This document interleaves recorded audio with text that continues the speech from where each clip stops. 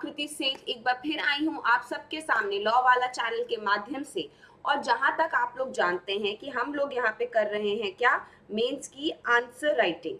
Mains की answer writing में students हम लोगों ने इनिशियल लेक्चर में डिस्कस किया कि मेंस का जो आंसर राइटिंग होता है वो कैसे डिफरेंट होता है हमारे नॉर्मल आंसर राइटिंग में। जैसे कि हम सारे बच्चों को नॉर्मली यही कंफ्यूजन रहती है कि आंसर राइटिंग तो मैं बचपन से करता आ रहा हूँ, क्या ज़रूरत है मुझे इस मेंस आंसर राइटिंग की, और क्या ज़रूरत है मुझे प्रैक्टिस करने की। मेरे को तो बस क्या ज़रूरत है, कॉन्सेप्ट को समझने की और हमारी बैराक को लर्न करने की। बाकी जो आंसर राइटिंग का कॉन्सेप्ट है वो मैं खुद से आराम से पेपर में ही अटेम्प्ट कर लूँगा। बट स्टूडेंट्स, जब आप लोग इंटरव्यूज पढ़ेंगे, आप लोग डिस्कस करेंगे उन लोगों के साथ जिन्होंने मेंस के पेपर को अटेम्प्ट किया है या फिर जो आज की डेट पे जुडिशियल ऑफिसर्स बन चुके हैं, वो क्या आपको बताएंगे कि कई बार जब हम ये मेंस आंसर राइटिंग को प्रैक्टिस नहीं करते हैं तो कई बार इसका जो हमें खामियाजा भुगतना पड़ता है वो क्या होता है कि हम अपने पेपर में ब्लैंक आउट हो जाते हैं, नर्वस हो जाते हैं और हमें समझ नहीं आता कि कहाँ से शुरू करें और कहाँ पे ख़त्म करें। बिकॉज आपका जो टाइम होता है वो बहुत ही लिमिटेड होता है और ये टाइम जो होता है ये एक बार हाथ से निकल गया वापस लौट कर नहीं आएगा। तो इस टाइम की जो इम्पोर्टेंस है वो हमें बहुत ज़्यादा ध्यान में रखनी है और इस टाइम को मद्देनजर रखते हुए हमें अपने पेपर को आंसर करना है।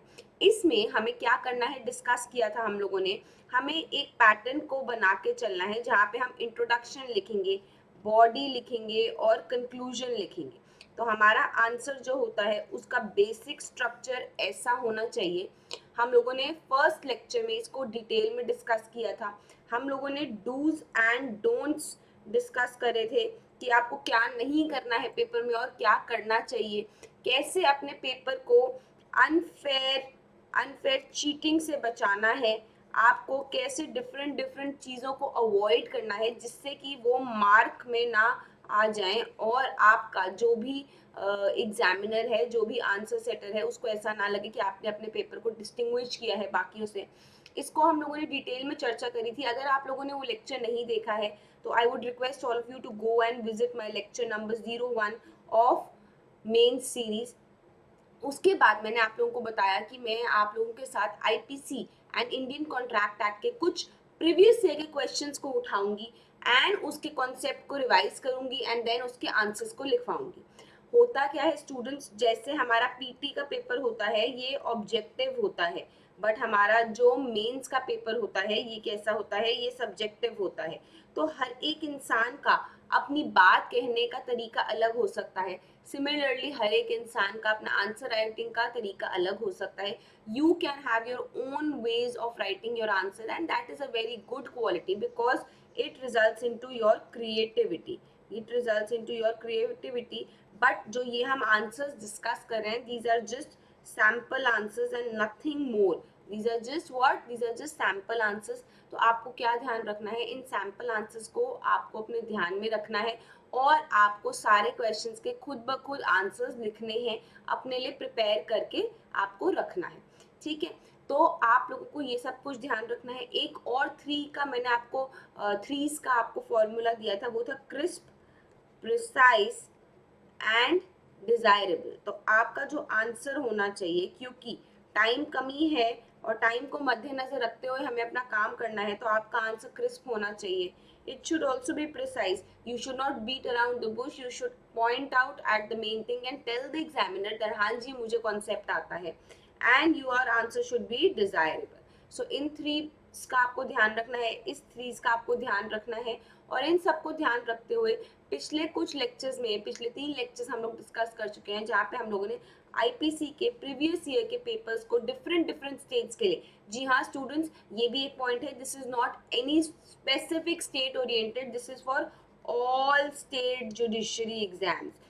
तो डिफरेंट डिफरेंट स्टेट के एग्जामिनेशन के पेपर्स को मैंने उठा के आप लोगों के लिए क्वेश्चंस लेके आए हैं जिससे कि आपको एक वैरायटी ऑफ क्वेश्चंस मिले और आपको समझ आए कि कैसे क्वेश्चन को कैसे अटेम्प्ट करना है।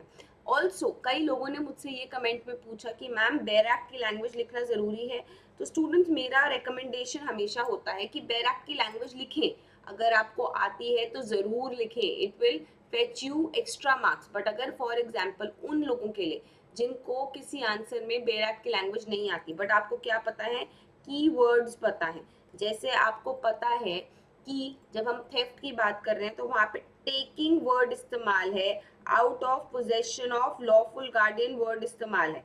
तो अब आपको अगर एग्जैक्टली आपको याद ना भी हो कि क्या लिखना है, क्या बैराक लैंग्वेज है, इन वर्ड्स को, जो इम्पोर्टेंट वर्ड्स होते हैं हमारे, उनको ज़रूर लिख के आए अपने एग्जामिनेशन के पेपर में, सो दैट जो हमारा पेपर चेकर है उसको एक क्लैरिटी रहे कि आपको कॉन्सेप्ट क्लैरिटी है। ठीक है, तो आपको क्या करना है, मेन कीवर्ड्स को जरूर लिखना है, इफ पॉसिबल बैराक को जरूर लिखना है, बैराक की लैंग्वेज को जरूर लिखना है, और अपने आंसर में केस लॉस को इनकॉर्पोरेट करना है। टाइम ज़्यादा नहीं है, ज़्यादा नहीं समझा सकते, फैक्ट्स को भूल जाओ, फैक्ट्स को मत बताओ, मेन रेशियो डेसिडेंडी बता दो, रेशियो डेसिडेंडी बता दो, उसमें लिख दो कि क्या बोला है कोर्ट ने। ठीक है, उन चीज़ों को करना है। अब देखते हैं कि हमने प्रीवियस लेक्चर में क्या किया था। हम लोगों ने क्या किया था, मेंस की आंसर राइटिंग करी थी, कुछ क्वेश्चंस को प्रीवियस ईयर के प्रैक्टिस किया था, और इससे पहले हमने इनकी कॉन्सेप्ट को रिवाइज भी किया था। होता क्या है, लॉ में इतने सारे कॉन्सेप्ट्स हैं, इतना वाइड है, इतना ज़्यादा ह्यूज है, इसीलिए मैं आप लोगों के साथ कॉन्सेप्ट्स को भी रिवाइज कर लेती हूँ। ठीक है, आज के सेशन में भी हम क्या करने वाले हैं, मेंस के आंसर राइटिंग को हम प्रैक्टिस करने वाले हैं, और हमारा जो सब्जेक्ट चल रहा है वो है इंडियन पीनल कोड। अगर आप लोगों को इंडियन पीनल कोड के किसी भी टॉपिक के ऊपर कुछ क्लैरिटी चाहिए तो आप लोग फाउंडेशन बैच को रेफर ज़रूर करें। फाउंडेशन बैच जो हमारा था लॉ वाला के माध्यम से, हमारी एम यही थी कि आपके बेसिक कॉन्सेप्ट्स को क्लियर करा जाए, आपकी जो नींव है उसको क्लियर करा जाए। इसीलिए अगर आप लोगों को कोई भी कॉन्सेप्ट क्लैरिटी चाहिए तो आप लोग फाउंडेशन बैच का जाके IPCN इंडियन कॉन्ट्रैक्ट एक्ट देख सकते हो, वहाँ पे एक अलग से प्लेलिस्ट बनी हुई है लॉ वाला के चैनल पे। ठीक है, अब आज का पहला क्वेश्चन जो हम डिस्कस करने वाले हैं, ये this is one of a direct question, this is a direct question है। Discuss the criminal liability of a minor. तो जब हम बात करते हैं IPC की, तो IPC के अंदर कुछ जनरल एक्सेप्शंस दिए हुए हैं, आप लोगों को पता है कुछ जनरल एक्सेप्शंस दिए हुए हैं जहाँ पे हम जो माइनर होता है उसकी लाइबिलिटी को ऑब्जॉर्व कर देते हैं। हम बोलते हैं कि जो माइनर है ये बेचारा छोटा सा प्यारा सा बच्चा है, बड़ी शरारत करता है और इसको नहीं पता कि इससे क्या गलती हो गई, तो आप इसको माफ कर दो, आप इसको क्या कर दो, आप इसको फॉरगिव कर दो। और ये फॉरगिव जो होता है ये जनरल एक्सेप्शंस के अंदर होता है, जहाँ पे हम सेक्शन 76 से लेके 106 जनरल एक्सेप्शंस पढ़ते हैं। ठीक है, अब ये जो फॉरगिव हम जनरल एक्सेप्शंस में कर रहे हैं, इसके कॉन्सेप्ट को पढ़ना ज़रूरी है। ठीक है, आपको criminal liability of a minor को जब आंसर लिखना है तो आपको क्या ध्यान रखना है कि आपको अपने आंसर में अगर कोशिश हो सके तो केस लॉ को इनकॉर्पोरेट करना है, केस लॉ नहीं याद है तो इलस्ट्रेशन को डाल के आना है। ठीक है, अब इससे पहले कि हम इसका आंसर लिखें, हम लोग क्या करेंगे, एक बार कॉन्सेप्ट को रिवाइज कर लेंगे। तो जब हम क्रिमिनल लाइबिलिटी की बात करते हैं, एक माइनर की बात करते हैं, तो सेक्शन 82 और 83 IPC में डील करता है इन्फेंसी को लेके। कभी कभी लिखा होता है criminal liability of a minor, या फिर लिख सकते हैं criminal liability of an infant.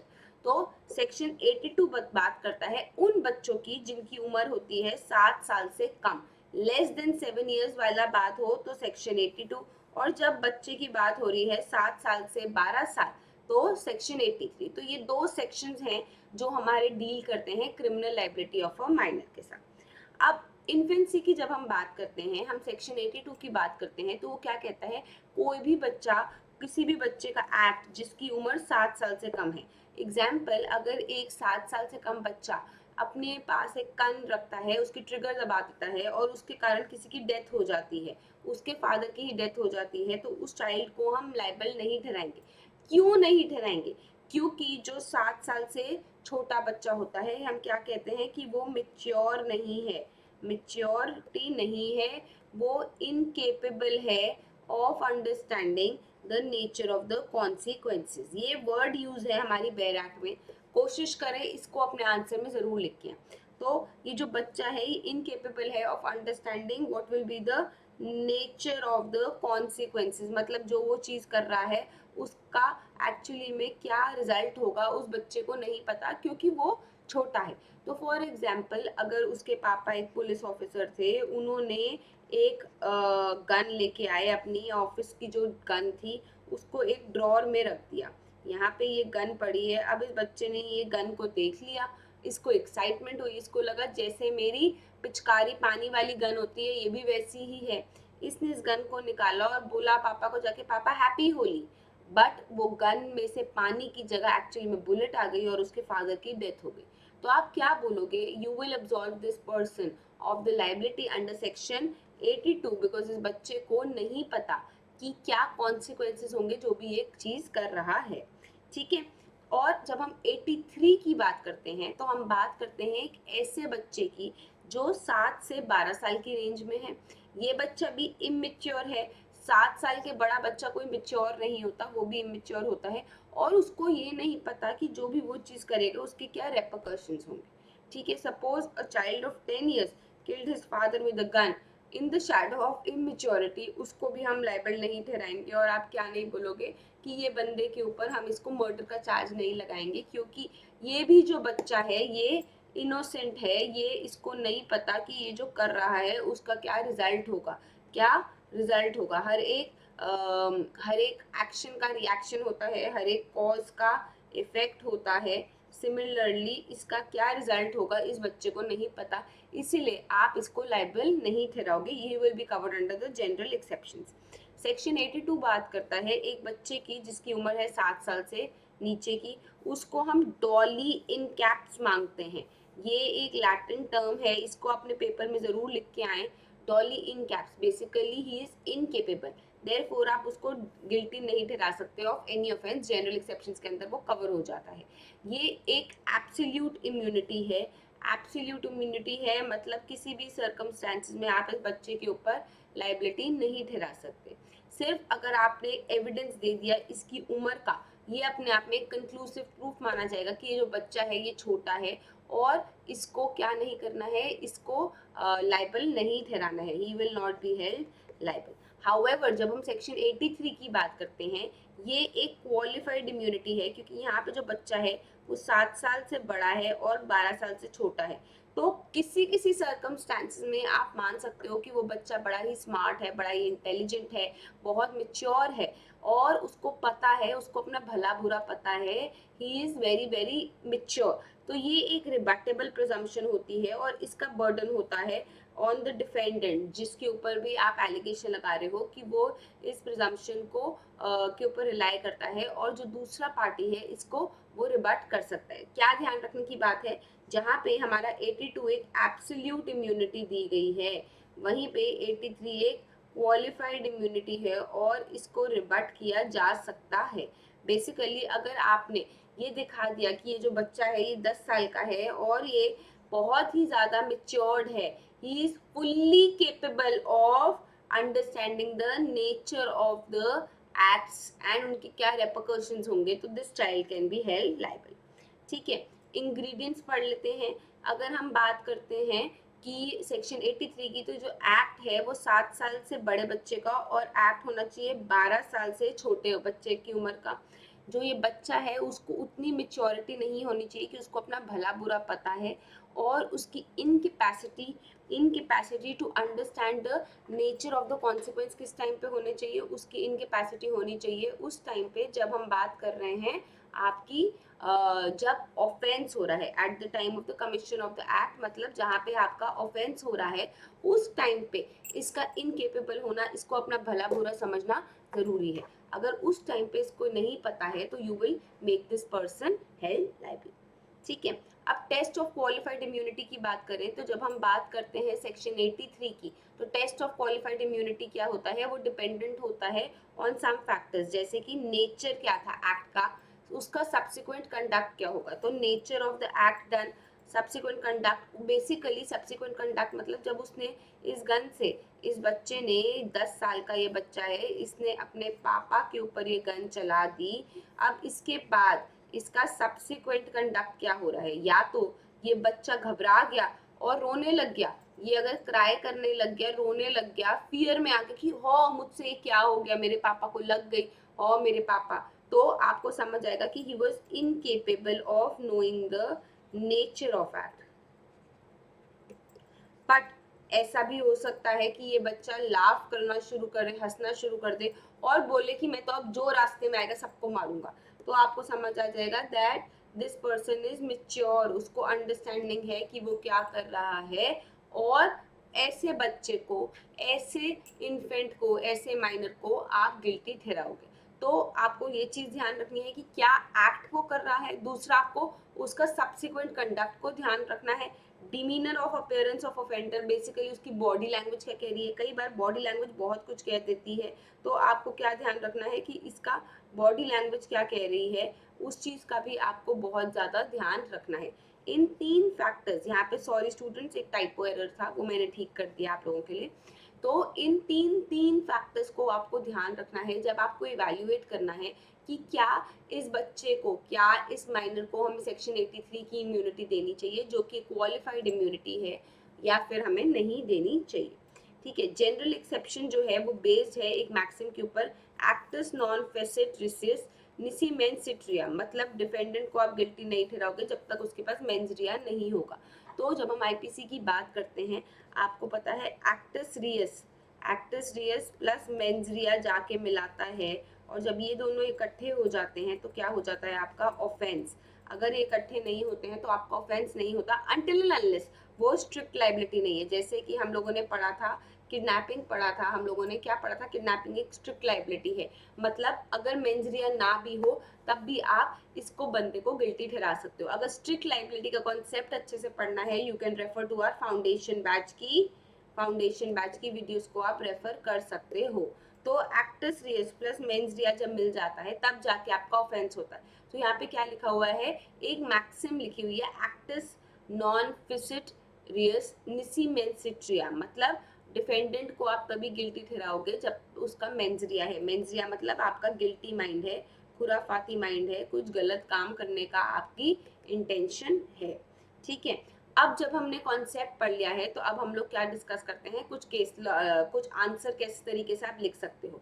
तो सबसे पहले आप एक जो यहाँ पे नई चीज लिखी हुई है वो आपको क्या ध्यान रखनी है, यहाँ पे हमने सेक्शन 82 से डिस्कस करा, बट आपको क्या ध्यान रखना है, आपको एक इंट्रोडक्शन की लाइन लिखनी है। हमारा क्वेश्चन था criminal liability of a minor, तो आप लिख सकते हो the criminal liability of a minor is dealt in section number 82 and 83 of the Indian Penal Code, ठीक है, which is covered under chapter number 4 of IPC, which deals with general exceptions। ठीक है, एक हमने इंट्रोडक्शन की line दे दी, उसके बाद हम लोग मेन बॉडी पे आ गए। इस मेन बॉडी पे हमने क्या किया, हम लोगों ने सेक्शन 82 को समझाया, जहाँ पे हमने क्या बताया कि जो भी बच्चा जिसकी उम्र 7 साल से कम की है उसको हम डॉली इन कैप्स मानते हैं। डॉली इन कैप्स का क्या मतलब है, जो कि कंप्लीटली, जिसको एब्सोल्यूट इम्यूनिटी है, और इसीलिए आप इसको क्या नहीं कर सकते, इसको आप गिल्टी नहीं ठहरा सकते। सेकेंड पॉइंट मैंने लिख दिया कि इसको एक एब्सोल्यूट इम्यूनिटी मिलती है। थर्ड पॉइंट मैंने क्या लिख दिया कि सिर्फ अगर इसकी एज का एविडेंस दे दिया वो अपने आप में एक कंक्लूसिव प्रूफ माना जाएगा, जो भी कोई भी चार्ज अगर उसके अगेंस्ट फ्रेम होता है। सेक्शन 83 की अगर हम बात करें, हमने बताया कि ये क्वालिफाइड इम्यूनिटी की बात करता है, 7 साल से लेके 12 साल तक के बच्चे के बारे में है, जिसके पास मेच्योरिटी ऑफ अंडरस्टैंडिंग नहीं है, he is incapable of knowing the nature of the act। ये लाइन भी लिख सकते हैं स्टूडेंट्स। मेरे को पर्सनली ये लाइन बहुत पसंद है, क्योंकि ये जो हमारे, आप लोगों ने अगर जनरल एक्सेप्शन पढ़ा है, ये 3-4 सेक्शंस हैं जहाँ पे ये लाइन यूज होती है, incapable of knowing the nature of the act. तो अगर एक बार आप लोगों ने अपने जहन में ये लाइन बिठा ली है तो आगे जाके आप लोगों को प्रॉब्लम नहीं होगी, काफी आराम से आप इस लाइन को अपने आंसर्स में यूज कर सकते हो। सेक्शन 83 जो है ये एक रिबटेबल प्रिजम्पशन है और बर्डन ऑफ प्रूफ इसका होता है डिफेंडेंट के ऊपर। तो हम लोगों ने बताया सेक्शन 82 क्या है, सेक्शन 83 क्या है। अब आप लोग एक चीज देखिए, स्पेसिफिकली यहाँ पे मैंने आंसर में बैरैक की लैंग्वेज नहीं लिखी है, क्योंकि ये उस बच्चे का आंसर है जिसको बैरैक की लैंग्वेज नहीं याद। अगर बैरैक की लैंग्वेज नहीं याद है तो अपने की इंग्रेडिएंट्स को लिख दो, अपने की वर्ड्स को लिख दो, और घबराओ मत, घबराना नहीं है, की वर्ड्स को अपना आंसर में लिखें और अपने आंसर को पेश करें। इंग्रेडिएंट्स की बात करी कि ये जो बच्चा है ये 7 साल से 12 साल के बीच में है, इसके पास सफिशिएंट मेच्योरिटी नहीं है कि ये समझ सके कि क्या nature of consequence of the act होगा, या फिर क्या रेपरकर्शंस होंगे इसके एक्ट के, और इसकी इनकेपेसिटी होनी चाहिए जब ऑफेंस हुआ है, at the time of the commission of the act, या फिर आप कह सकते हो ऑफेंस। तो उस टाइम पे इसकी क्या होनी जरूरी है, इनकेपेसिटी होनी जरूरी है। हमने टेस्ट कर लिया, टेस्ट क्या क्या है, ये 3 फैक्टर्स के ऊपर हमारा टेस्ट डिपेंड करता है कि क्या नेचर था एक्ट का, उसके बाद ऑफेंडर जो है वो बच्चा जो है उसका सब्सिक्वेंट कंडक्ट क्या था, और उसका डिमीनियर क्या था, उसकी फिजिकल बॉडी क्या कह रही थी। ठीक है, उसके बाद हमने बात करी कि मैक्सिम के बारे में, एक्टस नॉन फेसेट्रियस निसी मेंसेट्रिया, इसको भी हम लिख देते हैं। मैक्सिम्स भी जो होते हैं ये हमें एक्स्ट्रा एज देते हैं, ये हमें एक्स्ट्रा एज देते हैं बाकी बच्चों के सामने, क्योंकि इससे क्या होता है, जब मैक्सिम हमें पता होती है तो जो एग्जामिनर होता है उसको पता चलता है कि हमें बड़े अच्छे से कॉन्सेप्ट की क्लैरिटी है, कॉन्सेप्ट की क्लैरिटी है, तो ये आपको नंबर्स फुल मार्क्स दे सकता है। तो आपको क्या ध्यान रखना है, जहाँ पे भी आप अपने हुनर को दिखा सकते हैं उस हुनर को जरूर लिखें, अपने आंसर को क्रिएटिव लिखें। अब जैसे आप ये देखेंगे ये एक डायरेक्ट क्वेश्चन था और इसका आंसर भी मैंने डायरेक्ट किया है, बट यू हैव फ्री कि आप इसका आंसर अपने तरीके से, अपने मैनर में, अपने क्रिएटिविटी के साथ भी लिख सकते हैं। ठीक है, अब हम डिस्कस करते हैं हमारा सेकंड क्वेश्चन, जो कि एक हाइपोथेटिकल क्वेश्चन है, इसीलिए क्वेश्चन को देख के ना घबराएं, क्योंकि क्वेश्चन ही हमारा 3 स्लाइड्स का है। कई बार आपके पेपर में जब हम ये situation based question, specially Haryana, Delhi, ऐसे क्वेश्चंस आते हैं, हम बहुत नर्वस हो जाते हैं, समझ नहीं आता कि क्वेश्चन क्या कह रहा है।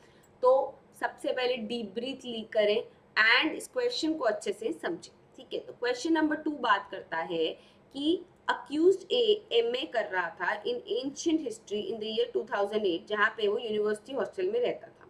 31/12/2008 को आर, जो कि हॉस्टल वार्डन है, वो रिटर्न कर रही थी लंच से at about 1 PM। A reported to him that M and N जो 2 लोग थे, other 2 inmates of the hostel, उन्होंने उसको गाली गलौज किया, अब्यूज किया और उसको गुंडा बुलाया। On R making an inquiry both M and N, तो R कौन है, हमारी हॉस्टल वार्डन। जब A ने इनको बताया कि M और N ने मेरे साथ गाली गलौज किया है, मुझे गुंडा बुलाया है, तो जो वार्डन है R है, उन्होंने इंक्वायरी करी और एम और एन ने आंसर दिया नेगेटिव में कि हमने तो ऐसा कुछ भी नहीं किया है। डिस्पाइट ए बार बार बोल रहा था कि इन्होंने मुझे इंसल्ट किया। ए ने इन्फॉर्म किया आर को कि प्रीवियस नाइट भी एक हीटेड डिस्कशन हुआ था ए के बीच में और एम एंड एन के बीच में। तो ए एक साइड पे था और एम एंड एन एक साइड पे थे, इनके बीच में एक हीटेड डिस्कशन हुआ था पिछली रात को भी। तो आर जो वार्डन है उसने इंक्वायरी करी, बट एम और एन ने मना कर दिया, बट ए असर्ट करता रहा कि इन्होंने मुझे गाली गलौज की है। पी एक कुक था, वो अपना काम करने के बाद मेस में रिलैक्स कर रहा था अपनी खाट पे, अपनी कॉट पे। इस पॉइंट पे उसने क्या देखा, ए दूसरी तरफ से आ रहा है और उसने half T shirt and lungi पहनी हुई है। जब the cot of M was near the door, A ने एक नाइफ उठाया, लुंगी से निकाला और उसने स्टैब कर दिया एम को उस right side of the chest पे। तो जो लड़ाई हुई थी वो किसके बीच में थी, ए और एम एन के बीच में। आर जो है वो वार्डन है और हमारा पी जो है वो कुक है। तो कुक क्या कहता है कि मैंने देखा कि ए आता है और एक नाइफ को उठाता है जो कि उसकी लुंगी के अंदर छुपा हुआ है और वो एम की right side of the chest पे मारता है। इसको विटनेस करने के बाद पी ने थोड़ा सा हल्ला किया, वो शॉक था, शाउट किया कि ये ऐसा क्यों कर रहा है। इस सब को देख के people came in and apprehended A on the spot. M was taken to hospital but he's come to the injury. As per the doctor D, he conducted the postmortem report और उन्होंने क्या बोला कि कोई और एक्सटर्नल इंजरी नहीं थी और इस बंदे की जो डेथ हुई है वो क्यों हुई है, स्टैब इंजरी के कारण, जो कि किसने करी है, ए ने करी है। ठीक है, इंजरी को माना गया, डॉक्टर साहब का ओपिनियन क्या आया कि injury was sufficient in the ordinary course of nature, कि वो डेथ कॉज कर सके। इन्वेस्टिगेशन के बाद एक चार्जशीट फाइल करी गई जहाँ पे ए को ठहराया गया guilty under section 302 of IPC in view of the ocular evidences of P. A ने ऑक्यूलर एविडेंस क्या हो गया, ओरल एविडेंस हो गया हमारा, ये हमारा आई विटनेस हो गया। आई विटनेस को आप क्या कहते हो, प्राइम विटनेस भी कहते हो। अब ए ने डिफेंस लिया sudden and grave provocation. Students ये डीजीएस मेंस का क्वेश्चन है, देखेंगे आपके इन्होंने आपके सामने एक ब्यूटीफुल सा क्वेश्चन रखा है जहाँ पे एक पूरी कहानी रखी है। कहानी में कैरेक्टर्स हैं ए जिसने एक्चुअली में मर्डर किया है, या फिर आप कह सकते हो ही इज द अक्यूज्ड जिसके ऊपर चार्ज है, ठीक है। एम और एन जो इसके राइवल्स थे, आर जो वार्डन थे, और पी जो कुक था, ठीक है। ये कैरेक्टर्स हैं हमारी स्टोरी के। अब आपको समझ नहीं आएगा कि इसका आंसर कैसे लिखना शुरू करें, हाइपोथेटिकल क्वेश्चन है, तो काम डाउन, आपको पहले कॉन्सेप्ट समझना है। यहाँ पे सेक्शन 302 की बात हो रही है और इसकी मर्डर की, बेसिकली मर्डर की एक्सेप्शंस की बात हो रही है, क्योंकि जो अक्यूज्ड है वो अपने ऊपर क्या दिखा रहा है कि I am free from the charge of murder because मैं ग्रेव एंड सडन प्रोवोकेशन के अंदर फिट हो जाऊंगा। अब एक बार कॉन्सेप्ट पढ़ते हैं, ठीक है। I am not relating back to section 300 section 302 because आप लोग प्रीवियस लेक्चर में मेरे साथ वो डिस्कस कर चुके हो, तो आप लोगों को अगर कोई कॉन्सेप्ट की क्लैरिटी चाहिए तो आप लोग प्रीवियस लेक्चर को देख सकते हो। हम लोग डायरेक्टली टाइम कंस्ट्रेंट के कारण सेक्शन 300 की एक्सेप्शंस की बात करेंगे, और आपको इसमें 5 पीस का ध्यान रखना है। अगर आप इन 5 पीस का ध्यान रखोगे तो आपको प्रॉब्लम नहीं होगी, आपको याद करने में बहुत आसानी होगी। सबसे पहला एक्सेप्शन है ग्रेव एंड सडन प्रोवोकेशन, तो सबसे पहला पी क्या हो गया, प्रोवोकेशन, ठीक है। सेकंड है प्राइवेट डिफेंस, तो प्राइवेट डिफेंस आपका सेकंड हो गया, ठीक है। थर्ड है कोई भी एक्ट जो कि एक पब्लिक सर्वेंट कर रहा है, तो बेसिकली अगर एक एक्ट पब्लिक सर्वेंट कर रहा है, आप ये नहीं कह सकते हो कि मैं बड़ा गुस्से में आ गया एंड इसीलिए मैंने जाके क्या कर दिया, मैंने इसको मार दिया। अगर एक्ट कोई पब्लिक सर्वेंट कर रहा है, he is very well within his duty to do whatever he is doing. Fourth point हो गया सडन हीट ऑफ पैशन, ठीक है, फोर्थ पॉइंट हो गया आपका ये। और फिफ्थ पॉइंट हो गया आप परमिशन से कर रहे हो या फिर आप खुद के कंसेंट के साथ कर रहे हो। ये 5 आपके पीस हैं जिनको आपको ध्यान में रखना है। इन 5 पीस के माध्यम से ही आप इन ग्रेव कह रही हूँ, आप इन एक्सेप्शंस को कवर कर सकते हैं, याद रख सकते हैं। एक चीज और जो ध्यान रखनी है वो ये है कि जब हम ग्रेव एंड सडन प्रोवोकेशन की बात करते हैं तो इस एक्सेप्शन की अपने आप में 3 एक्सेप्शन है।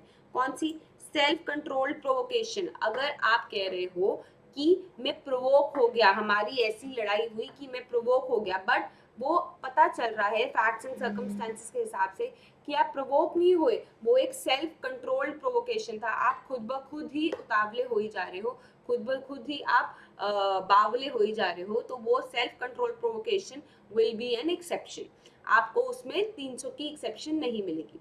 सेकंड है जब आप पब्लिक सर्वेंट एक लॉफुल एक्सरसाइज कर रहा है, फॉर एग्जाम्पल आपके ऊपर कोई चार्ज लगा है और एक पब्लिक सर्वेंट आपको अरेस्ट करने आ रहा है और आपने बोला कि इसके एक्ट्स को देख के मैं ग्रेव एंड सडन प्रोवोकेट हो गया और मैंने इसको मार दिया, I am sorry, you will not get the exception because अगर एक पब्लिक सर्वेंट कुछ भी कर रहा है, he is very well within his duty.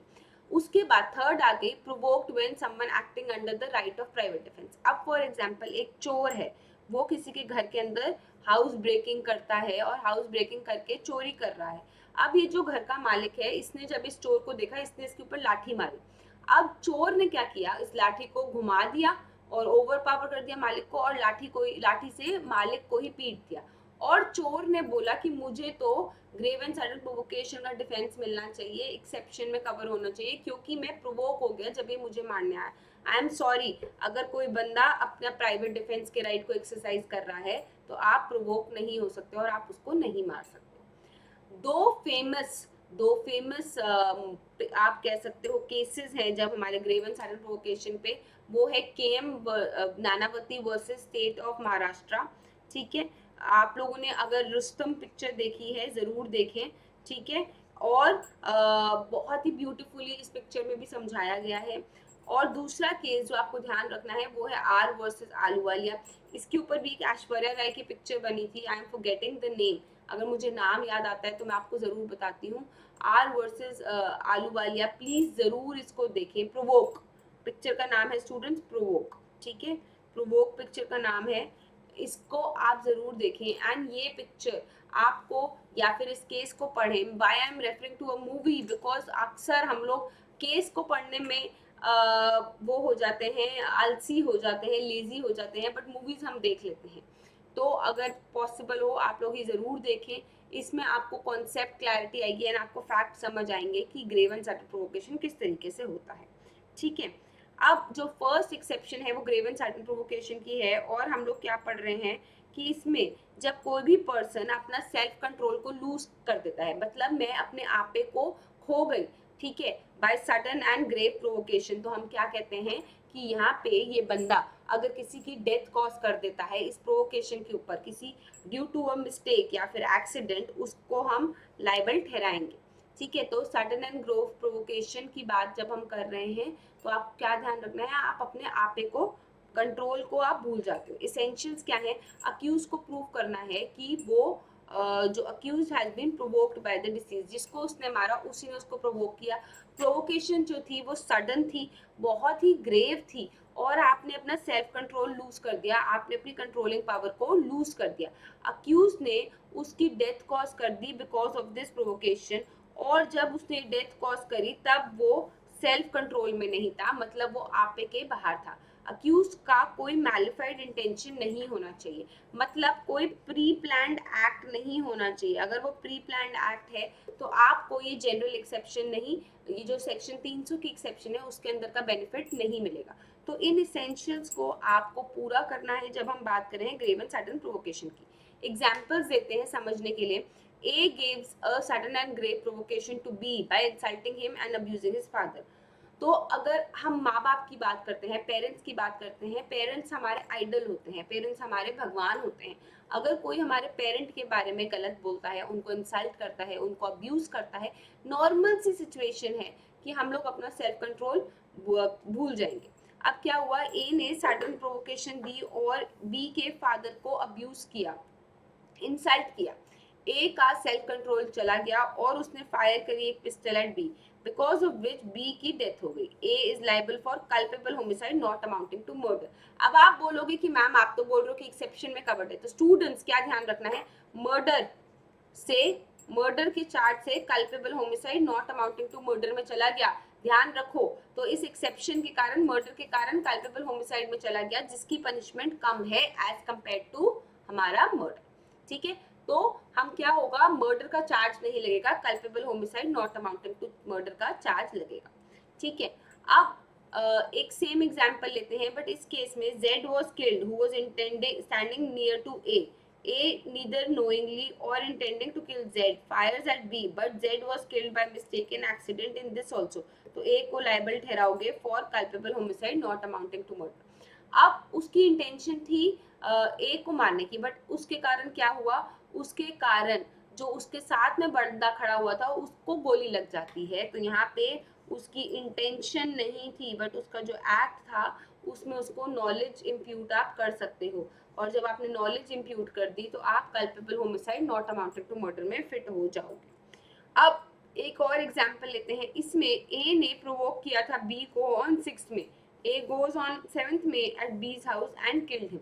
तो 6th मई को प्रोवोकेशन हुई और इसने जाके 7 मई को क्या करा, उसको किल कर दिया। तो क्या देखा जाएगा, आप देखोगे कि जब मर्डर की बात हो रही थी तब उसके पास सफिशिएंट टाइम था कि वो अपने आप को ठंडा कर सकता था, वो अपने आप को काम कर सकता था अपने एंगर में। तो यहाँ पे इसको इस एक्सेप्शन का बेनिफिट नहीं मिलेगा। तो what we need to understand is कि यहाँ पे कोई कूलिंग टाइम था या नहीं था।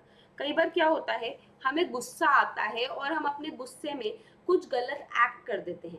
अगर हम अपने गुस्से में कुछ गलत एक्ट कर रहे हैं, ग्रेव एंड सडन प्रोवोकेशन के अंदर कुछ एक्ट कर रहे हैं, तब आपको इस एक्सेप्शन का फायदा मिल सकता है। बट अगर आपका गुस्सा शांत हो चुका है, आपके पास टाइम था, आप मूवी चले गए, आपने अपने फ्रेंड्स के साथ घूम फिर आए, सो लिए, म्यूजिक सुन लिया, सब कुछ हो गया, अच्छा खाना खा लिया, डोमिनोज का खाना खा लिया, उसके बाद आप नहीं कह सकते कि आप ग्रेव एंड सडन प्रोवोकेटेड थे। आपका कूलिंग ऑफ टाइम हो चुका है और आप ठंडे शांत हो चुके हो। इसलिए now you do not have to take law into your own hands and आपको क्या करना है, आपको अपने जो लीगल रेमेडीज हैं उनको एग्जॉस्ट करना है, ना कि लॉ को अपने हाथ में लेना है। के.एम. नानावती का जो केस मैं आपको बता रही हूँ बहुत ही इंपॉर्टेंट केस है। इसमें कोर्ट ने क्या ऑब्जर्व किया कि जेस्चर्स और वर्ड्स कुछ सर्टेन सर्कमस्टेंसेस में sudden and grave provocation cause करते हैं एक अक्यूज को, कि उसका जो भी एक्शन हो, जो भी उसके रेपरकशंस होंगे, वो सारे इस एक्सेप्शन के अंदर आ जाएंगे। इसमें आपको क्या ध्यान रखना है कि जो ये सडन एंड ग्रेव प्रोवोकेशन है, एक टेस्ट है, वो क्या है कि find whether any other reasonable man, कोई और रीजनेबल प्रूडेंट पर्सन अगर होता, उसी की कैपेसिटी का होता, उसी की सेम क्लास का होता, सेम सोसाइटी का होता, अगर हम उसको सेम सिचुएशन में डालते तो क्या वो भी ऐसे ही प्रोवोक होता। तो बेसिकली आपका जो टेस्ट है वो क्या है, रीजनेबल प्रूडेंट मैन का। Okay, background previous act of victim is also be taken into consideration. तो बेसिकली जो हमारा विक्टिम है, जिसकी डेथ हुई है, डिसीज है जो हमारा, उसके भी बैकग्राउंड को, उसके भी पिछले एक्ट्स को, उसके भी पिछले कंडक्ट्स को आपको ध्यान में रखना है, जिससे कि आपको पता चल सके कि क्या जो उसने एक्ट किया था वो इतना सफिशिएंट था कि उसने सामने वाले को ग्रेव एंड सडन प्रोवोकेशन कर दिया। अगर एक फेटल ब्लो दिया जाता है, person giving a sudden grave provocation should be immediately when he was provoked but not after the time उसको काम डाउन हो गया। तो बेसिकली जो ग्रेव एंड सडन प्रोवोकेशन में आप एक्ट कर रहे हो दो सिचुएशन में, या तो वो इंस्टेंट है, अगर वो इंस्टेंट है तो आपको इसका बेनिफिट मिल जाएगा, बट अगर कूलिंग ऑफ टाइम मिल गया है तब आपको इसका बेनिफिट नहीं मिलेगा। तो क्या ध्यान रखना है कि आपका जो भी एक्ट होना चाहिए वो इंस्टेंट होना चाहिए। अगर आपको कूलिंग ऑफ का टाइम मिल गया है तो आपको इसका बेनिफिट नहीं मिलेगा। ये सेक्शन कुछ एक्सेप्शंस को कवर करता है जो हम लोगों ने डिस्कस करी थी। क्या है कि provocation must not cause intentionally from the act of the offender as an excuse to kill such a person. तो बेसिकली वो प्रोवोकेशन इंटेंशनल नहीं होना चाहिए, कोई भी मैलिफाइड नहीं होनी चाहिए। प्रोवोकेशन को कुछ भी ऐसा नहीं करना कि कोई भी पब्लिक सर्वेंट कुछ भी लॉ के हिसाब से कर रहा है और आपने बोला कि मैं प्रोवोकेट हो गया, I am sorry, you will not get the exception. ठीक है, ये एग्जाम्पल, अगर ए जो है इज लॉफुली अरेस्टेड बाय सी, तो ए को अरेस्ट करने के लिए सी साहब आ रहे हैं, ये एक पब्लिक ऑफिसर हैं, और ए प्रोवोक हो जाता है और यहाँ पे सी को मार देता है, क्योंकि क्या कहता है ये मेरी लिबर्टी को, मेरी फ्रीडम को कर्टेल कर रहा है, इसलिए मैंने इसको मार दिया। A will be liable for the murder of C as जो भी उसका एक्ट है वो एक प्रॉपर वेल थॉट एक्ट है और सी अपनी पब्लिक ड्यूटी को एक्सरसाइज कर रहा था। तो बेसिकली अगर कोई भी बंदा अपनी पब्लिक ड्यूटी को एक्सरसाइज कर रहा है तो you will not get the right of this exception. ठीक है, थर्ड हो गया कि अगर कोई प्राइवेट डिफेंस में एक्ट कर रहा है, जैसे मैंने आपको वो चोर वाला एग्जांपल दिया, तो अगर कोई बंदा प्राइवेट डिफेंस में एक्ट कर रहा है तब भी आप ये नहीं कह सकते हो कि मुझे इसके अगेंस्ट क्या मिलना चाहिए, मुझे इसके against grave and sudden provocation की एक्सेप्शन मिलनी चाहिए। ठीक है, एक केस और डिस्कस करते हैं, सुलीझाना धान versus state of Assam. Facts कुछ ऐसे हैं कि हस्बैंड और वाइफ के बीच में लड़ाई होती है, हस्बैंड वाज किल्ड, तो हस्बैंड की डेथ हो जाती है वाइफ के थ्रू बाय एक्स। वाइफ बोलती है, डिफेंस लेती है कि जो एक्स है वो उसके हस्बैंड के ऊपर गिर गया बाय मिस्टेक। कोर्ट ने क्या बोला, कोर्ट ने बोला रिजल्ट क्या हुआ of fight was that grave and sudden provocation हुआ वाइफ को, so she should be fall under this exception. तो बेसिकली वाइफ को आप मर्डर के लिए नहीं, culpable homicide not amounting to murder के लिए आप गिल्टी ठहराओगे। ठीक है, महमूद वर्सेस स्टेट, कोर्ट ने ऑब्जर्व किया कि सर्टेन इंग्रेडिएंट्स का होना बहुत जरूरी है जब हम इस सेक्शन के अंदर आना चाहते हैं। क्या, सबसे पहला कि जो प्रोवोकेशन है वो सडन होना चाहिए। टर्म सडन को 2 एलिमेंट्स में उन्होंने बोला कि प्रोवोकेशन को अनएक्सपेक्टेड होना चाहिए, कुछ भी ऐसा जो आपको पता ही नहीं था, जिसने आपको चौंका दिया। Basically something which is unexpected means कि it should not be pre plan. Time gap provocation और जो एक्ट हुआ है, जो होमिसाइड हुआ है, जो भी हमारा एक्ट हुआ है या जो भी हमारा ऑफेंस हुआ है, उसके अंदर टाइम पीरियड जो है वो शॉर्ट होना चाहिए, बहुत ज़्यादा लॉन्ग नहीं होना चाहिए। प्रोवोकेशन ग्रेव होना ज़रूरी है। बेसिकली एक मेरे स्टेटमेंट से आप प्रोवोक नहीं होगे, बट कोर्ट को ये ऑब्जेक्टिव टेस्ट रखना है कि क्या वो ग्रेव एंड सडन प्रोवोकेशन था या नहीं था, क्या एक रीजनेबल प्रूडेंट पर्सन उसी सेम क्लास का, उसी सेम सोसाइटी का, उसी सेम टेम्परामेंट का अगर इस सिचुएशन में होता तो वो भी क्या यही करता, और क्या इसके कारण आपने अपना सेल्फ कंट्रोल खो दिया, तो कोर्ट को ये भी सेटिस्फाई करना पड़ेगा कि वो एक्ट इतना ग्रेव एंड सडन था कि बंदे ने अपना क्या खो दिया, बंदे ने अपना जो सेल्फ कंट्रोल था वो खो दिया। ठीक है। सेकंड एक्सेप्शन की अगर हम बात करें, जहां पे कोई इंसान अपना प्राइवेट डिफेंस को एक्सीड कर जाता है, तो जहां पे हमने बात करी जनरल एक्सेप्शंस की, हमने डिस्कस किया 76 से 106।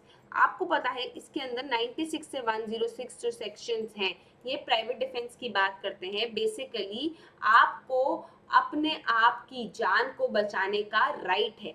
अगर कोई आप पे अटैक कर रहा है, आपकी प्रॉपर्टी पे, आपकी बॉडी पे, या फिर आपके किसी इंटरेस्टेड पर्सन पे, कोई भी आपका चाहने वाला है, आपके बच्चे पे, आपके पेरेंट पे, आपके सिबलिंग पे, तो आपके पास राइट होता है प्राइवेट डिफेंस का। बट 96 टू 106 हम जब पढ़ते हैं तो हम क्या पढ़ते हैं कि जो हमारा राइट है प्राइवेट डिफेंस का, वो ऐसा राइट है जिसमें आपको अपनी जान को बचाना है, रादर देन आपको ये नहीं करना कि आपको सामने वाले को पनिश करना है। तो it has to be preventive and non punitive. आपको उसको पनिश नहीं करना है, जितना खतरा है उसी हिसाब से, उसी क्वांटिटी का आपका राइट हो जाएगा प्राइवेट डिफेंस का। ठीक है। बट अगर एक ऐसी सिचुएशन आती है कि आप अपने राइट ऑफ प्राइवेट डिफेंस को एक्सीड कर देते हो, तो एक्सेप्शन 2 इसी की बात करती है। जब कोई गुड फेथ में, एक गुड फेथ में कोई बंदा एक्सरसाइज कर रहा होता है अपने राइट ऑफ प्राइवेट डिफेंस को, या फिर वो अपनी पावर को एक्सीड कर जाता है और इससे किसी पर्सन की डेथ हो जाती है against whom exercising his right without knowledge या इंटेंशन, उसकी नॉलेज नहीं थी, उसकी इंटेंशन भी नहीं थी of doing anything more necessary for the person. अगर इंटेंशन है तो आप लाइबल हो जाओगे। बेसिकली अगर आप किसी को इंटेंशन के साथ मार रहे हो तो you will be held liable for murder. But अगर आपकी इंटेंशन नहीं थी और आप अपनी जान बचाते बचाते किसी इनोसेंट तो नहीं कह सकते हो, अग्रेसर की जान ले लेते हो, तो आप क्या कहोगे, आप कहोगे कि आप एक्सेप्शन 2 के अंदर फॉल करते हो। एक केस पढ़ते हैं, Ranbir Singh versus state of Haryana. Court ने क्या बोला, जब बर्डन है किसके ऊपर है of proving self defence, accused के ऊपर है ये बर्डन कि वो प्रूव कर सके कि वो सेल्फ डिफेंस को एक्सरसाइज कर रहा था। ऐसा burden can be reduced by preponderance of probabilities. अगर आप देख लो क्रॉस एग्जामिनेशन में प्रोसिक्यूशन के विटनेस को देख लो या फिर कोई डिफेंस विटनेस को ले आओ, तो बेसिकली अगर आप प्रोसिक्यूशन के विटनेस को देख लें या फिर कोई डिफेंस विटनेस में आप कोई एविडेंस ले आते हैं, तब आप इस चीज को प्रूव कर सकते हैं। थर्ड एक्सेप्शन की अगर हम बात करें, तो अगर कोई पब्लिक सर्वेंट, हर एक पब्लिक सर्वेंट कौन होता है वो हम लोग आईपीसी में डिस्कस कर चुके हैं।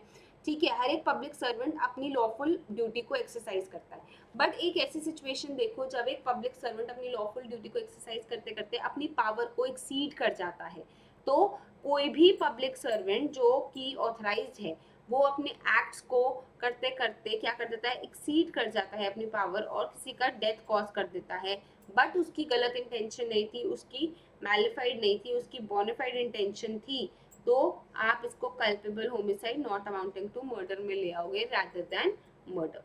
ठीक है। दुखी सिंह का केस पढ़ते हैं। एप्लेंट एक कांस्टेबल थे रेलवे प्रोटेक्शन फोर्स के, आरपीएफ के, जब वो अपनी ड्यूटी को परफॉर्म कर रहे थे और उसने एक फायरमैन के ऊपर अनइंटेंशनली शूट कर दिया। He fired a shot to catch the thief who was trying to run. तो एक चोर को पकड़ने के लिए उन्होंने गोली चलाई, बट वो एक फायरमैन को लग गई। Judgement, court constable is entitled to the benefit of this section. तो कोर्ट का जजमेंट क्या आया कि जो हमारा ये आरपीएफ का जवान था इसको हम बेनिफिट देंगे ऑफ दिस एक्सेप्शन। एक्सेप्शन 4 बात करता है सडन फाइट की। अगर ऐसा हो जाता है कि सडन फाइट हो गई जो कि एक्सपेक्टेड नहीं थी, मतलब आप दो लोग आराम से चल रहे थे और सडनली कुछ ऐसा हुआ और आप लोगों के बीच में झगड़ा हो गया, आप लोगों के बीच में झगड़ा हो गया, सडन फाइट हो गई, प्रीमेडिटेड नहीं थी, प्लान्ड नहीं थी, और पार्टीज की इंटेंशन है कि वो एक दूसरे को मारने की कोई इंटेंशन नहीं थी, बट किसी की डेथ हो जाती है, तो भी आप इस सडन फाइट के एक्सेप्शन के अंदर कवर हो जाओगे। इसेंशियल रिक्वायरमेंट्स क्या है कि जो लड़ाई हुई, जो सडन फाइट हुई, वो सडन होनी चाहिए, हीट ऑफ पैशन के अंदर होनी चाहिए, कुछ भी प्लान्ड नहीं होना चाहिए, कोई भी पार्टी ने एक दूसरे का अनफेयर एडवांटेज नहीं उठाया और जो भी एक्ट हुआ वो बहुत ही क्रूअल था, अनयूजुअल तरीके से हुआ, और आपने इस लड़ाई के दौरान किसी की डेथ कॉज कर दी, तो मर्डर की जगह आपके ऊपर चार्ज क्या लग जाएगा, culpable homicide not amounting to murder, because आप इस एक्सेप्शन के अंदर फिट हो जाओगे। ठीक है, राधे श्याम का केस पढ़ते हैं। एप्लेंट जो थे वो इन्फ्यूरिएट हो जाते हैं जब उनको ये पता चलता है कि his calf had come to the place of the deceased, और वो उसको अब्यूज करते हैं। जब वो उसको रोक रहा होता है तो वो उसके ऊपर गोली चला देता है। इस टाइम पे लड़ाई के अंदर अक्यूज के पास एक वेपन था, बट डिसीज के पास कोई वेपन नहीं था, डिसीज अनाम था। मतलब क्या पता चलता है कि अब अक्यूज जो है, एपेलेंट जो है, उनकी इंटेंशन थी कि वो डिसीज को मार सके, इसीलिए यहाँ पे उनको मर्डर का ऑफेंस के लिए चार्ज किया जाएगा, और कल्पेबल होमिसाइड नॉट अमाउंटिंग का बेनिफिट उनको नहीं मिलेगा, इस एक्सेप्शन का उनको बेनिफिट नहीं मिलेगा। पांचवें बात करें अगर हम, तो पांचवी एक्सेप्शन बात करती है प्रीवियस, नहीं सॉरी, परमिशन, परमिशन की। एक मिनट, यहाँ पे प्रीवियस नहीं लिखेंगे, हम लिखेंगे पी से मैं रिलेट करी थी स्टूडेंट, तो पी से हम जब रिलेट करते हैं तो परमिशन की या फिर कंसेंट की। तो जब कोई पर्सन कंसेंट देता है कि मेरी डेथ कॉज करो, it will be culpable homicide not amounting to murder. Essential requirement क्या है कि वो जो पर्सन है वो एज उसकी 18 साल से ऊपर होनी चाहिए।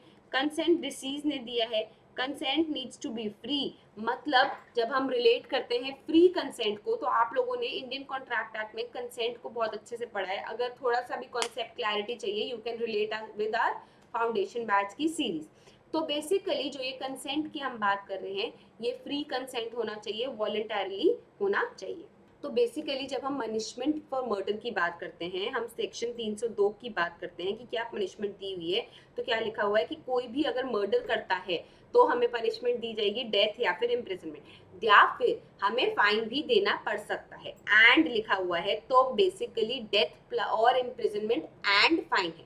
अगर आप लोगों को याद हो, जब हम लोगों ने सेक्शन 300 पढ़ा था, हम लोगों ने 299 पढ़ा था, तो हम लोगों ने उसकी पनिशमेंट्स पढ़ी थी सेक्शन नंबर 304 में।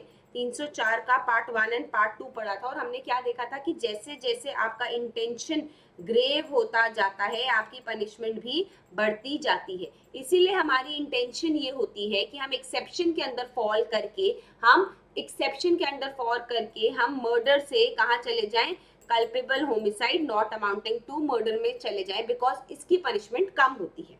ठीक है, तो अब हम अपने आंसर पे आते हैं। दोबारा से एक बार क्वेश्चन को हम देख ले, तो क्वेश्चन क्या था, क्वेश्चन था स्टूडेंट्स हमारा, let me go back to the question so that आप लोगों को क्वेश्चन एक बार रिवाइज हो जाए। नॉर्मली होता क्या है कि जब हम इतने बड़े क्वेश्चन का आंसर लिख रहे होते हैं तो हम भूल जाते हैं कि क्वेश्चन क्या था। क्वेश्चन ये था कि अक्यूज एक ए थे जो एमए कर रहे थे इन ancient history in the year 2008, जब वो एक यूनिवर्सिटी हॉस्टल में रहते थे। 31/12/2008 को जो हॉस्टल के वार्डन है, जब वो वापस आ रहे थे लंच के टाइम पे एट अराउंड 1 PM, तब ए ने उनको जाके कंप्लेंट करी कि एम और एन ने मुझे गाली गलौज किया है, गुंडा बुलाया है। उन्होंने ये भी बोला कि प्रीवियस नाइट को ए और एम और एन के बीच में लड़ाई हुई थी, मतलब एक हीटेड डिस्कशन हुआ था, लड़ाई नहीं कह सकते, हीटेड डिस्कशन हुआ था। इसी टाइम पे उन्होंने ये भी बोला कि आप इंक्वायरी करें इनके साथ। जब आर ने, जो हॉस्टल के वार्डन है, उन्होंने इंक्वायरी करी तो एम और एन ने नेगेटिव में आंसर दिया। उसके बाद क्या हुआ, पी एक कुक है, वो अपना काम वाम करने के बाद अपनी कॉट पे, अपनी खाट पे रिलैक्स कर रहे थे, और वो क्या देखते हैं कि ए आता है, अपनी टी शर्ट और लुंगी में से एक नाइफ निकालता है और एम के राइट साइड ऑफ चेस्ट पे स्टैब कर देता है। ठीक है, जब वो उससे पूछते हैं कि तुम क्या कर रहे हो, और वो थोड़ा सा ह्यूमन क्राइम मचाते हैं, तो लोग आ जाते हैं, जो लोग उसको अरेस्ट कर लेते हैं, और दूसरी तरफ पे एम को हॉस्पिटल लेके जाते हैं, जहाँ पे बिकॉज ऑफ द इंजरीज उसकी डेथ हो जाती है। पोस्टमार्टम रिपोर्ट में क्या आता है कि कोई और एक्सटर्नल इंजरी नहीं थी, बस ये स्टैब इंजरी थी जिसके कारण उसकी डेथ हो गई। डॉक्टर की ओपिनियन आती है कि ये अपने आप में एक sufficient and ordinary course of nature है कि डेथ कॉज हो सके। स्टूडेंट्स, आपको as a law student, as a judiciary aspirant इस क्वेश्चन को डिसाइड करना है। अब क्या ध्यान रखना है, sufficient in ordinary course of nature, अगर आप लोगों को अच्छे से पता है कि ये sufficient in ordinary course of nature कहाँ लिखा हुआ है, सेक्शन 300 में लिखा हुआ है, ठीक है। मर्डर की सेक्शन में ये चीज लिखी हुई है। अब आपको इसको डिफाइन करना है कि क्या सेक्शन लगेगा। इसके ऊपर चार्ज लगाया गया सेक्शन 302 का, ठीक है, मर्डर का चार्ज लगाया गया, बट ये बंदा डिफेंस लेता है कि मैं सडन एंड ग्रेव प्रोवोकेशन का डिफेंस मुझे मिलना चाहिए। इसी को मद्देनजर रखते हुए हम लोगों ने सारी एक्सेप्शंस को अच्छे से कवर करा और अब हम लोग इसका आंसर देखते हैं कि कैसे लिखा जाएगा। तो आंसर में फैक्चुअल पोजीशन डिस्प्यूटेड नहीं है कि अक्यूज ने एडमिट किया है कि उन्होंने ही इंजरी करी है डिसीज को, जबकि उन्होंने ये बोला है कि ये इंजरी मैंने ग्रेव एंड सडन प्रोवोकेशन के अंदर करी है। तो बेसिकली कहीं पे भी जो हमारे अक्यूज हैं वो ये डिस्प्यूट नहीं कर रहे हैं कि उन्होंने इंजरी नहीं करी है। तो इस बात को आपको लिखना है इंट्रोडक्शन में कि फैक्चुअल पोजीशन यही बात कहती है कि जो हमारा अक्यूज है उसने एडमिट किया है कि मुझसे ही इंजरी हुई है, बट वो इंजरी ऐसी थी जिसने बाद में जाके इतनी ग्रीवियस हो गई कि डेथ कॉज हो गया।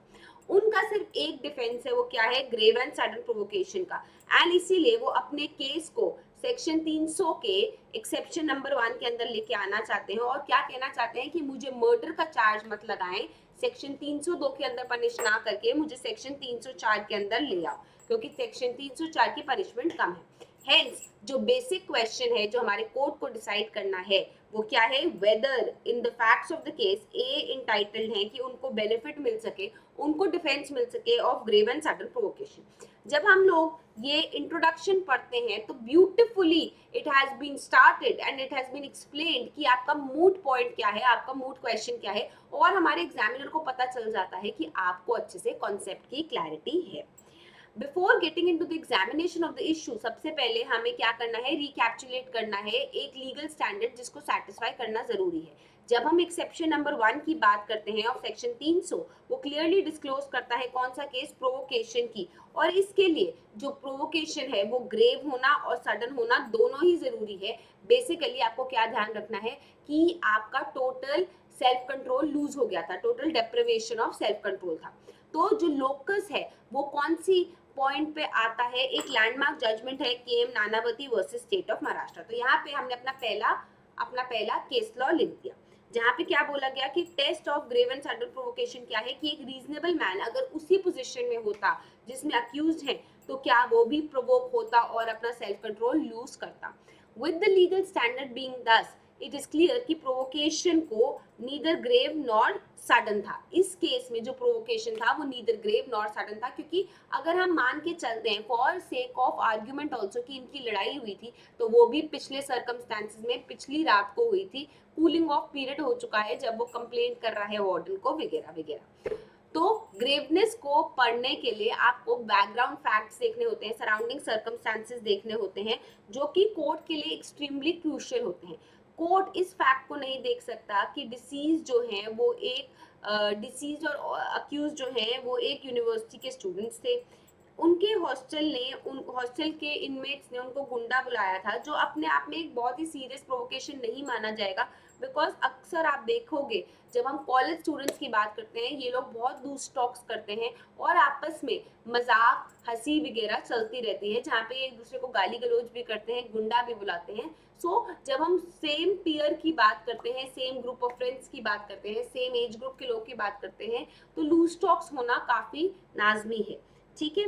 तो जुडिशियल नोटिस आपको क्या देखना है कि जो स्टूडेंट्स हैं हॉस्टल में वो आपस में काफी लूज टॉक करते हैं, काफी गलत बातें करते हैं, which can turn mean and rude. Indeed previous heated exchange भी जो डिसीज और एन के बीच में हुआ है वो भी ग्रेव नहीं माना जाएगा, क्योंकि वर्ड गुंडा अपने आप में इतना सीरियस नहीं है कि इस वर्ड को सुन के जो हमारा अक्यूज है उसने अपना सेल्फ कंट्रोल लूज कर दिया। प्रोवोकेशन ऐसा होना चाहिए कि बंदे के दिमाग को हिला दे, ना कि ऐसा होना चाहिए जहाँ पे आप अपना एक प्री प्लान चीज कर सको। हाइपर सेंसिटिव पर्सन भी एक रीजनेबल पर्सन नहीं हो सकता। तो आपको जब ये रीजनेबल प्रूडेंट पर्सन का टेस्ट करना है तो कैसा पर्सन होना चाहिए, ऑर्डिनरी सेंस और काम बंदा होना चाहिए। एक hostel inmate of ordinary sense अपने आप में एक इतना इशू नहीं बनाएगा अगर एक वर्ड गुंडा यूज किया गया है, और इतना वायलेंट नहीं होगा। सेकेंडली एक और रीजन ये है कि जब हम बात करते हैं यहाँ पे सडननेस नहीं है। अगर प्रोवोकेशन की बात भी करें तो अभी अभी उसने गुंडा नहीं बुलाया, पिछली रात को बुलाया था, तो जो कूलिंग ऑफ पीरियड था वो हो चुका है। इस केस में जो ट्रांजैक्शन है हीटेड एक्सचेंज ऑफ वर्ड्स की जो गुंडा वाली है वो भी पिछली रात को हुई थी। तो पी ने कैटेगोरिकली डिपोज किया कि उन्होंने ए को देखा, ए नाइफ छुपा के आ रहे थे अपनी लुंगी एंड टी शर्ट में से। तो बेसिकली ये जो अटैक हुआ है कोई भी फ्रेश प्रोवोकेशन नहीं हुई है, बल्कि उन्होंने अपनी वार्डन को कंप्लेंट भी किया था। तो यहाँ पे एम्पल अपॉर्चुनिटी थी कि वो कूल डाउन कर सकते थे और सोच सकते थे। देयरफॉर ये क्लियर है कि यहाँ पे कोई भी डेलिब्रेट सिचुएशन नहीं है और यहाँ पे कोई भी ग्रेव एंड सडन प्रोवोकेशन नहीं हुआ है।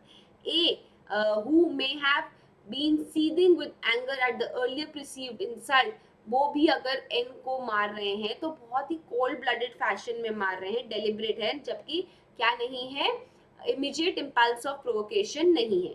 इसीलिए हम क्या कहते हैं, A therefore is liable for murder under section 302 और उनको आप एक्सेप्शन नंबर 1 में कवर नहीं कर सकते। तो this fashion we finished one question answer writing and हम लोगों ने इसका आंसर अच्छे से कवर खत्म कर दिया। ठीक है, तो आप लोगों ने क्या देखा, इंट्रोडक्शन लिखा, बॉडी लिखी, एक केस के ऊपर रिलाई किया और अपना डिसीजन दे दिया। और अपना डिसीजन देते हुए आपने अपना लॉजिकल रीजनिंग दी है कि आप क्यों उसको नहीं लेके आ रहे, आपके हिसाब से वो ग्रेव एंड सडन प्रोवोकेशन के अंदर कवर नहीं होता। तो this was one of the sample model answers जिस तरीके से आप अपना आंसर लिख सकते हैं। ठीक है, अब बात करते हैं क्वेश्चन नंबर 3 की, distinction between kidnapping and abduction. Kidnapping और अबडक्शन के बीच में हमें डिस्टिंक्शन करना है, राजस्थान मेंस का ये क्वेश्चन है। अब इससे पहले कि हम आंसर करें, हम एक कॉन्सेप्ट क्लैरिटी का रिवीजन कर लेते हैं। किडनैपिंग में पर्पस चेक करने की जरूरत नहीं होती, बट अबडक्शन में पर्पस चेक करने की जरूरत होती है, क्योंकि अबडक्शन पर से लायबल नहीं होता बट किडनैपिंग पर से लायबल होता है। वन टाइम ऑफेंस होता है किडनैपिंग, जबकि अबडक्शन की बात करें तो ये कंटिन्यूइंग ऑफेंस होता है।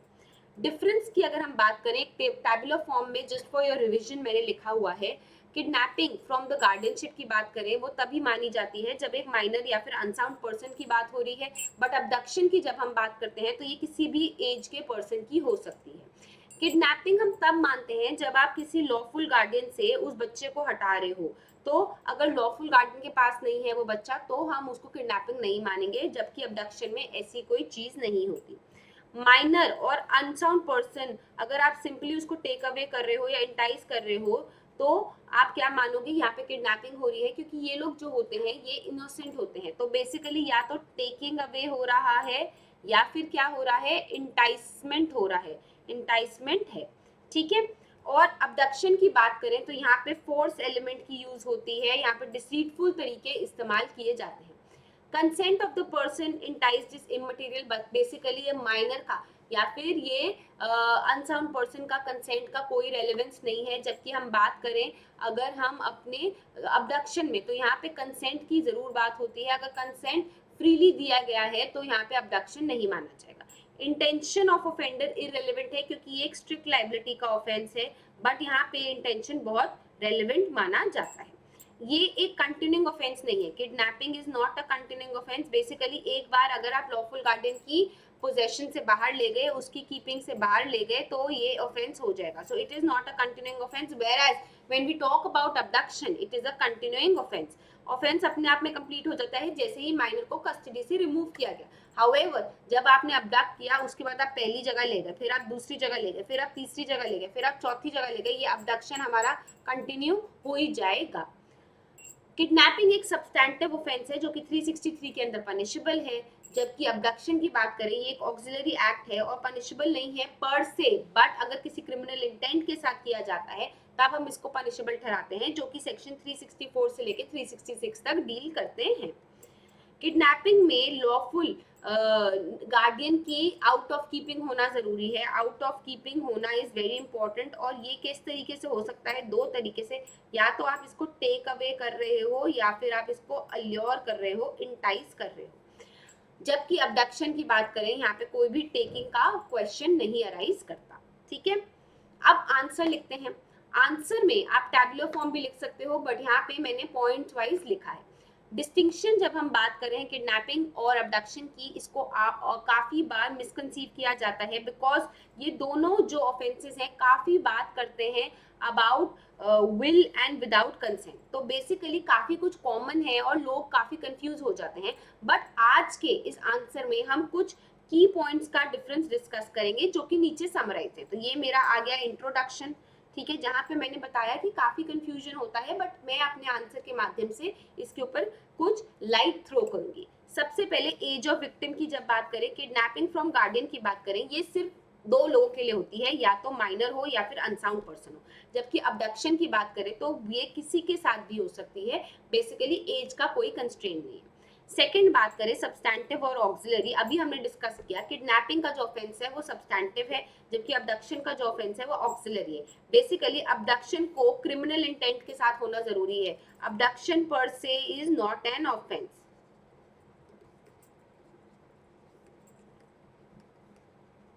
ओके, तो ऑक्सिलरी है, क्रिमिनल इंटेंट का होना जरूरी है, जबकि किडनैपिंग में क्रिमिनल इंटेंशन से कोई फर्क नहीं पड़ता, इट इज इमटेरियल, क्योंकि ये एक स्ट्रिक्ट लाइबिलिटी का ऑफेंस है, ठीक है।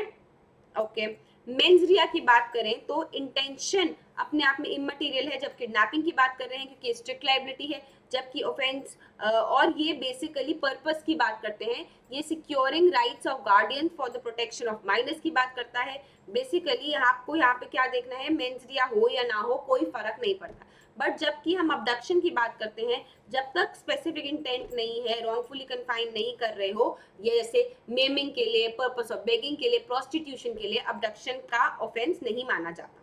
आउट ऑफ लॉफुल गार्डियनशिप की बात करें तो जैसे ही आपने एक पर्सन को रिमूव किया फ्रॉम द लॉफुल गार्डियन तो ये ऑफेंस माना जाता है, जबकि अबडक्शन में ऐसा नहीं होता, क्योंकि kidnapping is not a continuing offence, not continuing, whereas your abduction is a continuing offense.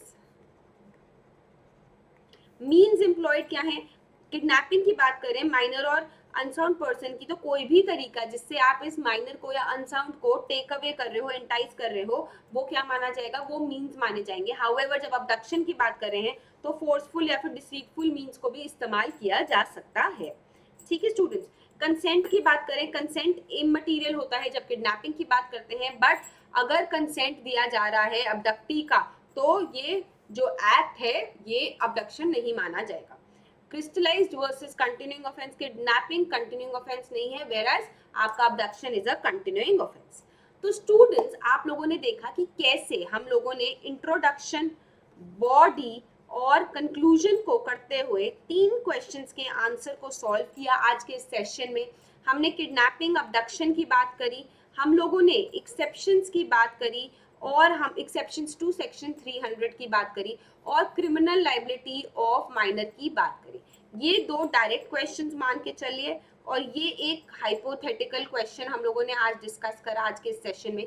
तो आप लोगों को इसी तरीके से अपने आंसर्स को फ्रेम करना है, आपको अपने सैंपल आंसर्स अपनी लैंग्वेज में, अपने वे ऑफ राइटिंग से खुद से बनाने हैं, जिससे कि जब पेपर आए तो आपको पहली बार अटेम्प्ट ना करें। Practice practice practice practice practice practice is the key to success my friend, इसलिए प्रैक्टिस करना ना भूलें, आज ही शुरू करें, और करत करत अभ्यास के आगे आप कंप्लीट करेंगे, ठीक है। तो अभ्यास करते रहें और प्रैक्टिस करते रहें, जुड़े रहिए लॉ वाला के साथ, हमारे साथ, एंड हम जल्द ही नेक्स्ट लेक्चर में कुछ और क्वेश्चंस के साथ आएंगे, एंड ये आईपीसी के मेंस की आंसर राइटिंग की प्रैक्टिस करेंगे। Thank you so much for today's session students, have a good day.